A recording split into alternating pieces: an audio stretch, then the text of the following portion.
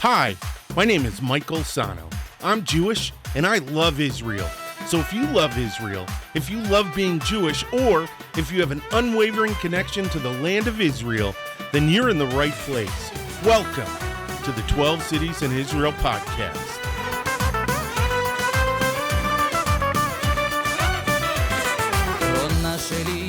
Shalom, shalom, shalom. Hey, what's going on? What's going on? What's going on? My name is Michael Sahno.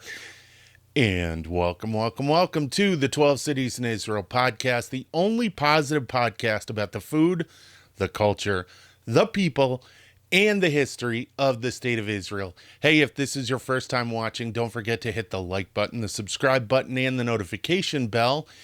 And if you'd like to take us with you, you can find us on SoundCloud, iTunes, Google Play, Stitcher, TuneIn, and on Spotify. Actually, I think that's Google Podcasts now, so I might have to change that. But regardless, you can find me on all those places. And this episode is brought to you by the 12 Cities in Israel Modern Hebrew flashcards. The best flashcards for learning Hebrew or brushing up. We have 2 of them now. They're available on Amazon for Kindle. They are the Aleph Bet in both print and script, and the numbers in Hebrew. And they're free if you have Kindle Unlimited. If you don't, they're $9.99, and they are beautiful, colorful, and they will definitely help you learn Hebrew. More about that at the end of the episode. Okay, man. Hey, we guys, man, woman, whomever, everyone's welcome. This episode, we're continuing our The 12 Cities in Israel series with Herzliya. What are the ones that we've gone over already? We've gone over Beersheba, we've gone over Ashkelon, we've gone over another one, Acre, and now we're hitting on Herzliya. Now, Herzliya was interesting in the beginning because Herzliya came from a moshav named after Theodore Herzl that was, well, I'm going to go into that. But essentially, at first glance, Herzliya has no history, but that's not entirely true. And I am going to give you all of the history that Herzliya stands on. So let's start with Herzliya, named after Theodore Herzl, the father of modern Zionism and the founder of the first Zionist Congress. It's a city on the central coast of Israel. It is a part of the greater Tel Aviv district, so it's in the north. And it's located just north of the city. Yay, I wrote that in my notes. Sorry. As of 2019, it had a population of 97,470, and it is the home of some of Israel's most affluent neighborhoods, influential people, and groundbreaking businesses. We're going to go over all of that in the modern city. But there are 2 ancient sites in the area of modern day Herzliya, and they are Tel Michal, which dates back to the Bronze Age, and Apollonia, which dates back to the Achaemenid Empire, the Persians. So let's start. We're going to start. See, I have 2 different areas, and we're going to discuss those 2 different areas, how my thoughts on it at the end. But those 2 different archaeological sites are Tel Michal and Apollonia. And we're going to start with Tel Michal. Now, going all the way back to the Bronze Age, the archaeological site of Tel Michal was first settled towards the end of the Middle Bronze Age, which was roughly between 1800 and 1550 BCE, before Common Era. So this site goes pretty far back. The earliest residents built on the high mound. So if Tel Michal is this big, huge mound, they built a raised platform approximately 13 feet in height, and it was made of alternating layers of red clay and sand. And I had to look up that this abutment was all made of sand, and they pushed these big sloping walls, made the slopes of the hill, the mound, out of sand.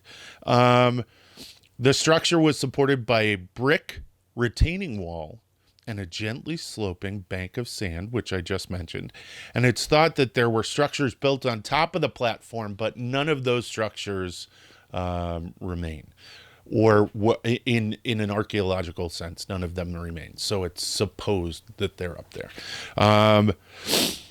The site was approximately 1.5 to 3/4 of an acre at the time, and found there were pottery, Cypriot imports, and Hyksos scarabs and Egyptian alabaster vessels. So we can already see right now who the residents of Tel Michal in the Middle Bronze Age, they were. We can already see that they were trading with Egypt.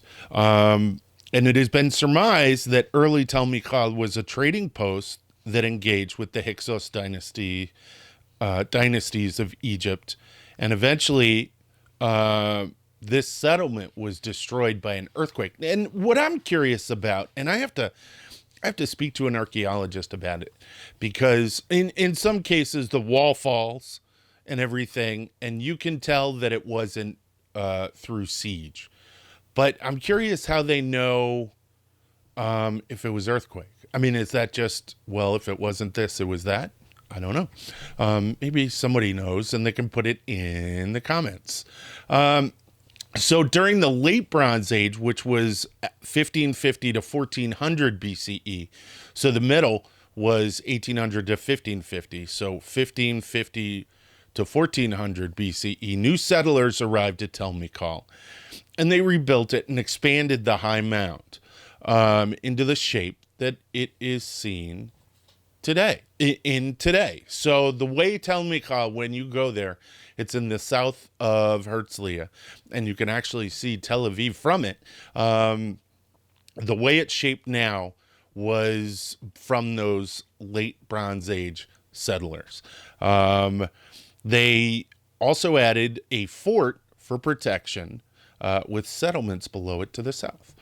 Now, the settlement, though, that one was also eventually destroyed, but it was resettled again between 1400 to 1200 BCE, but was abandoned in the 14th or the early 13th centuries. Now, you'll notice Tel Michal goes through this cycle of settlement, abandonment, settlement, abandonment, settlement, abandonment. It's kind of a recurring theme. Wouldn't want to buy any property there. Or you would want to buy property there, but only as people were leaving, because then you can make a fortune when people move back. Peter Madeira, this coffee is for you. I'm going to take a sip of coffee. Hold on just one sec. All right, so let's move into the Iron Age. Tel Michal remained abandoned until the 10th century BCE, when it is thought that the Phoenicians arrived. Now, the Phoenicians were just north in Syria. Did you know where the Phoenicians were? I didn't know until I started doing these cities and doing the history. So it's pretty exciting. At the site have been found several wine presses, chalices, and pottery. And there was also a room that was excavated that was used for religious practices. So there was some kind of temple there. Then, in the 10th century BCE, Tel Michal was once again abandoned. It was resettled once more and then abandoned again in the 3rd century BCE. Now then, the Achaemenid Empire came, the Persians. And they didn't actually come, but during the Persian period of the Achaemenid Empire, well, no, they did, didn't they? I'm doing 2 cities or 2 sites, so a lot of it's getting confused in my head. I apologize. So read. During the Persian period of the Achaemenid Empire, 6th to 5th century BCE, Tel Michal was once again settled and served as a trading post for both the Phoenicians to the north and the Persians. They are the Achaemenid Empire. The site retained its fort for protection, and multiple silos, cooking ovens, and ash pits were found at the site. The fort appears to have been a military and administrative headquarters for the Persians in their region of Yehud Medinata. And that was the administrative name that the Achaemenid Empire gave to this area. Yehud? Oh, what? So they recognized, bro. That's awesome. Sorry. Also, from this time, a cemetery was discovered with 120 graves of 3 distinct types. Cis burials, pit graves, and infant burials in storage jars. Pretty gross. That's actually really sad. But burial offerings, have also been recovered at the site that include silver and bronze jewelry, as well as iron tools and pottery. So we're seeing settlement that is maintaining some sort. See, I'm curious about that. I'm curious about veneration for the dead. So how far back does that go? I know that tombs go way back to the ancient world. They go back to the Bronze Age. Pre that, there are burial sites from ancient people, Stone Age. But I'm curious as to how these developed and if they changed. And it's interesting that this is the Persian period. So the Achaemenids were Zoroastrians. So I'm curious about the burial. You know what I mean? Who were these people? Who were the people who were here during this Persian period? So, all right. Sorry, little ramble. All right. So moving out of the Persian Achaemenid Empire, let's move into the Hellenistic area with the Greeks. So Tel Michal was populated during the reign of Alexander the Great, but was once again abandoned by the end of the 4th century BCE. So when Alexander the Great came through, what I'm saying is that there were people there at that time, and Alexander's Macedonian Empire had an influence on Tel Michal. Now the site was resettled soon after, though, as 47 silver tetradrachmans were found and dated to the reigns of Ptolemy the First through Ptolemy the Third, showing it to have been inhabited sometime during the 3rd century BCE. So again, settled, abandoned, then resettled. There is also archaeological evidence showing activity from the time of the Seleucids, in the 2nd century BCE. But this control was most likely ended during the Hasmonean reign of John Hyrcanus in 134 to 104 BCE. That was his reign. During this time, a small fort stood on the high mound, and coins from the Hasmonean ruler Alexander Jannaeus have also been found, verifying that Tel Michal was most likely a part of what Josephus described as a defensive line of fortifications established by Jannaeus along the Yarkon River. Now, the Romans then came after the Hasmoneans in about 10 to 50 CE, and they built a large fortress at Tel Michal, which at the center of its inner courtyard had a tall tower that people thought could have been a lighthouse. Coins have been recovered at the site from the reigns of Marcus Ambibulus, Valerius Gratus, Pontius Pilate, and King Agrippa I, and it is the only fortress of its kind along Israel's Mediterranean coast. How cool is that? The Roman fort is the most prominent feature of what are the remains of present-day Tel Michal. We're going to be finishing up Tel Michal pretty soon because, as I said, settled, abandoned. Now, next to come were, by the late Roman period, Tel Michal had fallen into decline. Remember I said abandoned? Due to its proximity to the nearby city of Apollonia, which we're going to talk about in a moment. And for 700 years, the city was unoccupied. So totally abandoned. The last group of inhabitants at the historical site of Tel Michal were the Third Islamic Caliphate, the Abbasids, during the 8th and 9th centuries CE. There they built a small watchtower on top of the high mound, most likely as part of an early warning network against enemy ships. And that is Tel Michal. Don't worry, we're not done. We're only halfway through this episode, but Tel Michal, you can go see it now. It's beautiful. It's really cool. It's an archaeological site. But see, that's one of the cool things about Israel is you stick a shovel in the ground and you're going to come up with something historical. So I'm going to take another sip of coffee, and then we'll continue into Apollonia. Perfect. Okay, so moving on out of Tel Michal, which is in the south, to Apollonia in the north, which is a national park. The site is a national park that's open to tourists.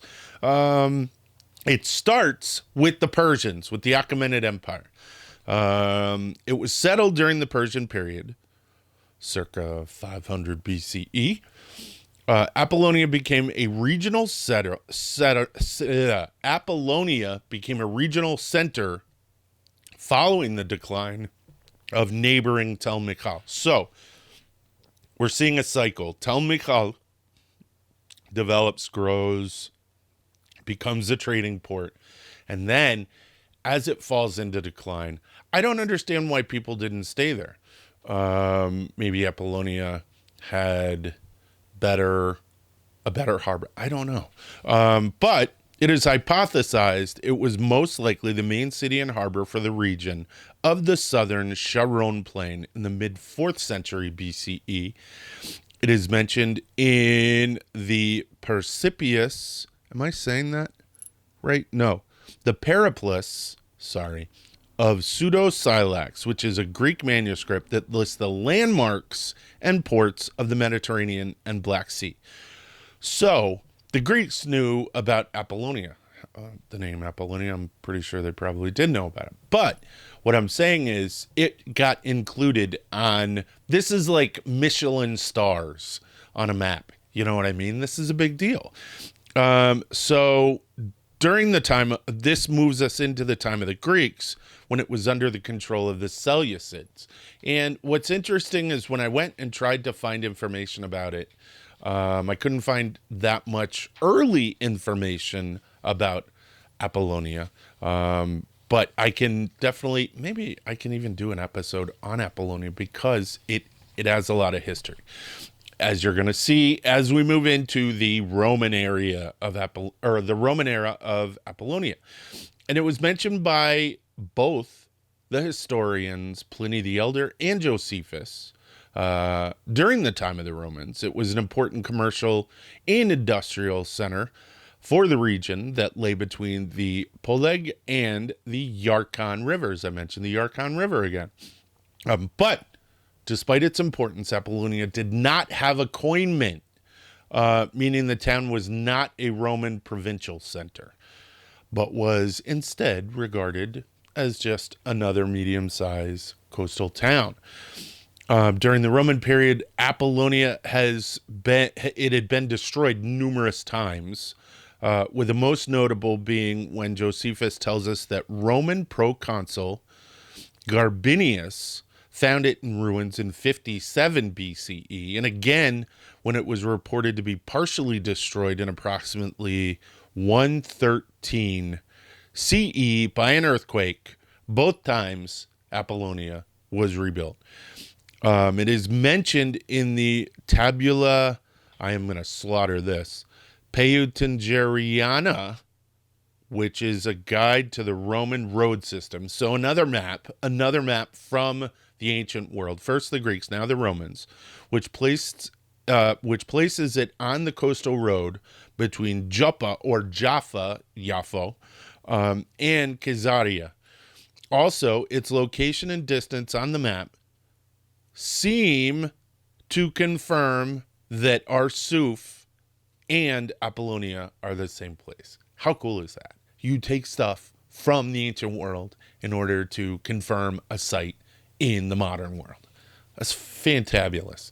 Now, during the late Roman era, Apollonia's name was changed to Sozusa in Palestina and appears to have been a part of the Roman province of Palestina Prima. This is where we get the name Palestine.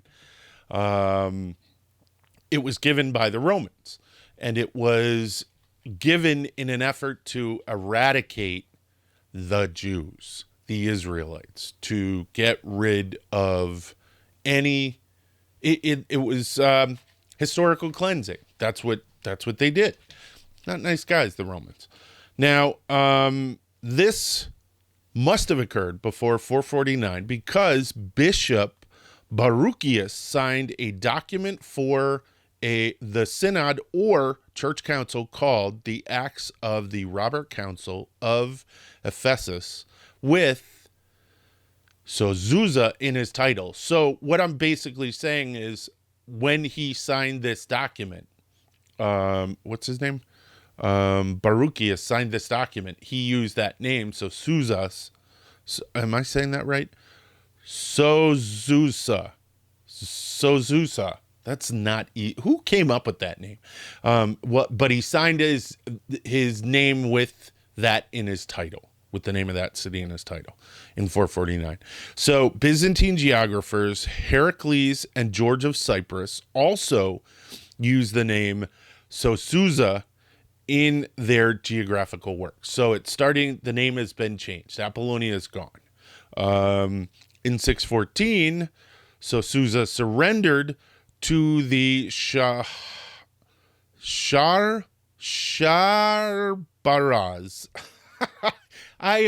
So much going on with words in Apollonia. It's really trying. A Sharbaraz of the Sasanians or the Neo-Persian Empire during the Byzantine-Sasanian War of 602-629. So now Sosusa has been conquered, basically, by the Sasanians. But that is about to change because in 640, Sosusa fell to the Muslims and was renamed again Arsuf. So Apollonia, Sosusa, Arsuf, which is why finding it on the map directed them where Arsuf was. Now, this new name of Arsuf can be found on the maps of Arab geographers dating from the 10th century. Now, during the Muslim conquest, Sosusa was the home to members of the Samaritan community, but in 809, the Abbasids violently removed them from the city. They also reduced the size of the town and surrounded it with a fortified wall to protect it from the constant attacks from the sea by the Byzantines. Now, we are in the early Arab period, and we will move into the Crusades. Dun, dun, dun. Now, during the First Crusade, Arsuf was sieged by Geoffrey de Bouillon, who failed to capture the fortified town. But in 1102, after a siege by land and sea, captured it and allowed its inhabitants to withdraw to Ashkelon, in the south. And following its capture, the Crusaders rebuilt the city's walls and created the lordship of Arsur in the kingdom of Jerusalem. They did this with Ashkelon too, and with Akko. Now, Arsuf was recaptured by the Muslims in 1187, but on September 7th, 1191, the town fell again to the Crusaders after Richard the First of England and Saladin came together in the Battle of Arsuf. And in 1207, John of Ibelin, the Lord of Beirut, that's a thing, became Lord of Arsuf, and his grandson, Balin of Arsuf, in 1241 built new walls for the town as well as a large castle, and he also built a new harbor. And in 1251, Louis IX of France rebuilt the wall's ramparts, and from 1261, the city was governed by the Knights Hospitaliers. Now, ramparts are those, they're the parts that stick up from the wall that you can look in between and shoot arrows and all that kind of stuff. They're the blocky part on the top of ancient medieval walls. Now, in 1265, the Mamluk Sultan Baibars, the Mamluk Sultan Baibars captured Arsuf after a siege that lasted for 40 days. After this victory, Baibars destroyed the town and either killed its remaining inhabitants or sold them off into slavery. He left Arsuf completely razed, to the point that the site became completely abandoned. This is confirmed in the writings of the 14th century geographer Abulfeda, who wrote that the area was uninhabited. So here we have Tel Michal abandoned, and now Apollonia abandoned. Both destroyed, both abandoned. Now, during the Ottoman era, Arsuf would continue to remain, but just in a smaller form. And in 1596, the Ottoman Empire recorded a village called Arsuf in their tax registers. It contained 22 families and 4 bachelors who were all Muslims. Arsuf also appeared as a place named, are you ready for this? Village, in the 1799 map, Carte de l'Egypte, by Pierre Jacotin during Napoleon's French campaign in Egypt and Syria against the Ottomans. So there was inhabitation, but this is normal. If we look at Ashkelon, if we look at Akko, all of these coastal towns, there are villages that remain after these ancient cities, settlements become destroyed and abandoned. Now, it was abandoned. It was gone. There was nothing there. They were now sites from the ancient eras. And the present city of Herzliya was founded in 1924, and it was named after Theodor Herzl. And it was a moshav with a mixed population of new immigrants and Jewish veterans from World War I. And in the first year, there were 101 houses, 35 cowsheds, because you have to count the cowsheds. And so this was the beginning of what was modern day Herzliya. And this flurry of construction led to continued growth for the community, and a census by the British authorities conducted in 1931 showed that Herzliya had grown to a population of 1,217 inhabitants with 306 houses. And that, my friends, is the story of Herzliya. Tel Michal, Apollonia, what was there, and how it's kind of a sad story. It's a tragic story because, everything, both of these places seem to have potential, but just can't catch a break. But in the modern city, which is going to be our next episode of Herzliya, you're going to find that things change dramatically. All right, that's it. Thanks a lot for watching this episode. I hope you appreciated it. It's fun giving you all of this history. But it is a lot of research, and I hope you guys appreciate that, and I'm sure you do. All right, hey, if you like this video, hit the like button, the subscribe button, and the notification bell. If you want to take it with you, you can find us on SoundCloud, iTunes, Google Podcasts, Stitcher, TuneIn, and on Spotify. I'm going to have to remember that whole thing. And as I said This episode was brought to you by the 12 Cities in Israel Modern Hebrew Flashcards. They are available on Amazon for Kindle. They are free for Kindle Unlimited and $9.99 if you want to buy them and have them as your own. And yeah, they're a pleasure. So much fun to make. We have two of them now. We have the alphabet in print and script. We have numbers in Hebrew. And our next one coming out is body and clothing. And basically what the idea behind it is I'm doing everything within arm's length. So if you can express in Hebrew all of the things directly around you, it is the quickest way that you can, in my opinion, you can learn Hebrew.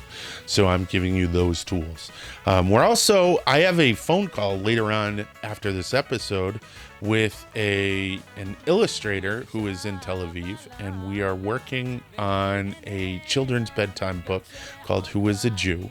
And I'll have more for you about that later. So, all right, that's it. Toda rabah, להתראות ויאללה ביי.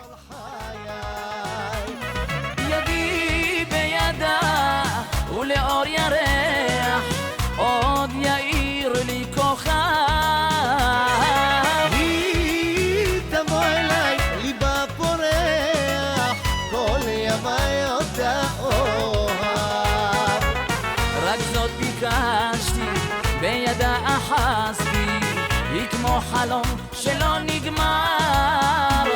רק זאת שאלתי, שליבי נתתי, הושעתי לפרח הנשאר. רק זאת שאלתי, שליבי נתתי, הושעתי לפרח הנשאר.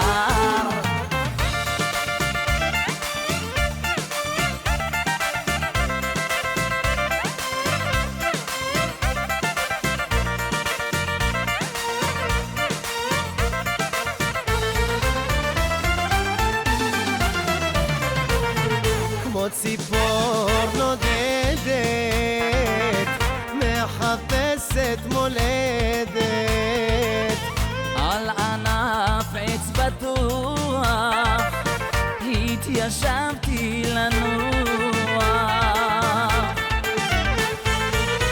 שום דבר לא מוכר שם למטה, מרגישה עבודה בגבהים.